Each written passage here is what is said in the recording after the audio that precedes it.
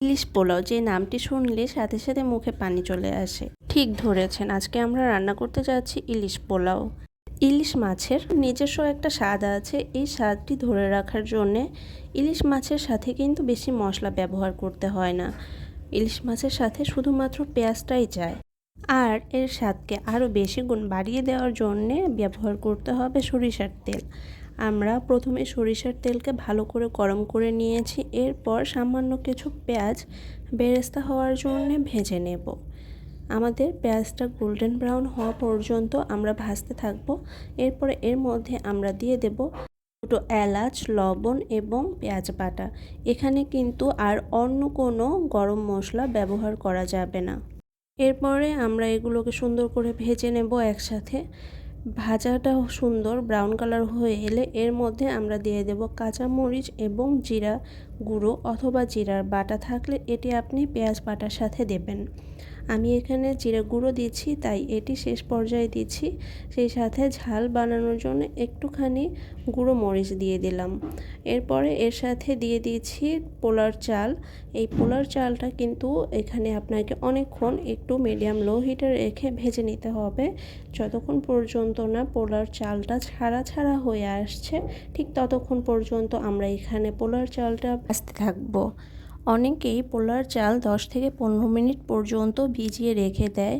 আসলে পোলার চাল 10 থেকে 15 মিনিট পর্যন্ত ভিজিয়ে না রেখে যদি আপনি দুবার পরিমাণে ধুয়ে পোলার চালটি ঝরিয়ে রেখে দেন তাহলে রান্নাটা আরও সুন্দর হয় এবং ঝরঝরা হয়।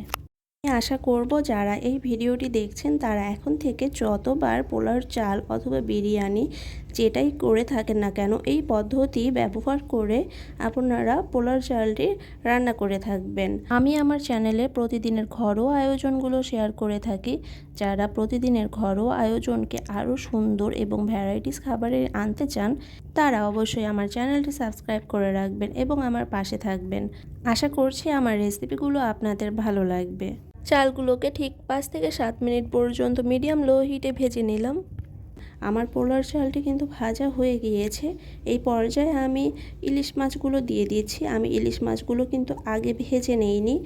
এভাবে একসাথে যদি ইলিশ মাছটি দিয়ে দেওয়া হয় তাহলে পুরো পোলাও জুড়ে ইলিশ মাছের ঘ্রাণটি ঢুকে যায়। আর যদি আগে ইলিশ মাছটি ভাজা হয় তাহলে ইলিশ মাছ থেকে ঘ্রাণ অনেকটা বের হয়ে চলে আসে। আর লাস্ট পর্যায়ে ইলিশ মাছটি যদি দেওয়া হয় তাহলে পুরো পোলাও জুড়ে আর ইলিশ মাছের ঘ্রাণটা যায় না। আমি এখানে চালের ডাবল পরিমাণ পানি এবং দুধ নিয়ে নিয়েছি। দুধটি অবশ্যই দেওয়ার চেষ্টা করবেন, তাহলে পোলার স্বাদটি অনেক সুন্দর হয়। দমে রেখে রান্না করতে হবে ঠিক 10 থেকে 12 মিনিট পর্যন্ত। আর এর মাঝে কিন্তু আর নাড়াচাড়া করা যাবে না, যেহেতু ইলিশ মাছ দেওয়া আছে এই রান্নাটা আপনাকে নাড়াচাড়া করা ছাড়াই রান্না করতে হবে।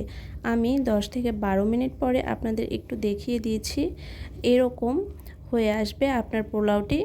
আর এই পর্যায়ে দম আরও একটু কমিয়ে দিয়ে চুলার আঁচটি আরও একটু কমিয়ে দিয়ে আরও রেখে দিবেন 5 থেকে 7 মিনিট পর্যন্ত।